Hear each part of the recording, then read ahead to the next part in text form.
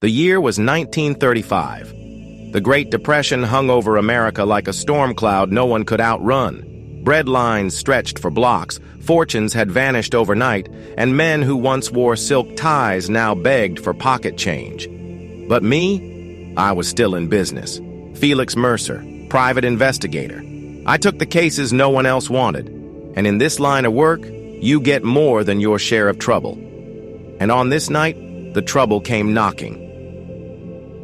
It was close to midnight when the telegram arrived. Western Union, a place called Hellier, Kentucky. A mining town so small, most maps didn't bother giving it a dot. The message was scrawled in shaky letters. Help. They come at night. Small things, pale faces, large eyes, they're watching us. Bring a gun. Signed, Carl Matthews. Normally, I'd write this off as the ramblings of a drunk or a man gone soft in the head. But something about it stuck with me. Maybe it was the fear I could feel between the lines. Or maybe it was the cash advance that came the next morning. I packed my Colt .38, my flask, and my lucky coin, and caught the next train south. Hellier wasn't much more than a spit of land surrounded by thick woods and forgotten coal mines. The kind of place where men disappear, and the sheriff says they just up and left. Carl Matthews met me at the station, wiry, pale, and eyes darting around like a rabbit waiting for the hawk. "Mr. Mercer," he whispered, "you came." He hustled me into his Model A Ford before I could answer, tires spitting gravel as we drove out of town.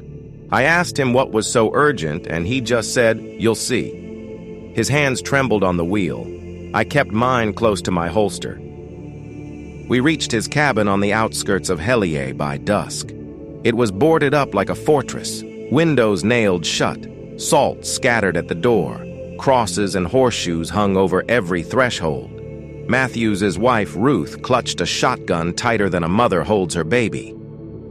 "They come at night," she whispered, "always at night." I nodded, took out my flask and offered her a nip. She declined. Smart woman. We didn't have to wait long. At exactly midnight, the scratching started. Faint at first, like rats in the walls, then louder, claws on wood, something heavy thumping against the cabin door. Matthews nearly wet himself. I pulled my Colt, heart pounding like a war drum. And then I saw them. Little things. No taller than a child, but thin as bone, skin pale gray, like they'd never seen the sun. Eyes black as pitch. They moved fast, darting between shadows. I fired a shot, missed. They scattered, then came right back. One of them pressed its long fingers against the window pane, staring at me like I was the one in the cage. I'd faced killers, conmen, and bootleggers, but I'd never felt fear like this. The next morning, Carl told me the creatures came from the old mine shafts, places no one dared go anymore. Locals whispered about them for years. Some said goblins, others said aliens. I didn't care for either answer, but a job's a job. We took lanterns and rope and climbed down into one of those shafts. The air was thick with dust and something worse, fear. We found tunnels that looked carved by machines we didn't have in 1935. Strange symbols etched into stone. And something else. Footprints. 3 toes. Clawed. Then we heard it. A low hum, like machinery, but deeper. And the laughter. Childlike. Echoing off the rock walls. Matthews panicked. Ran. He didn't get far. Something pulled him into the dark. All I found was his hat. I don't run from fights, but sometimes a wise man knows when to leave well enough alone. I made it back to town. Shaken, sure, but breathing. I told the sheriff. He laughed me out the door. I told the preacher. He handed me a Bible. Only one man believed me, old Jake at the diner.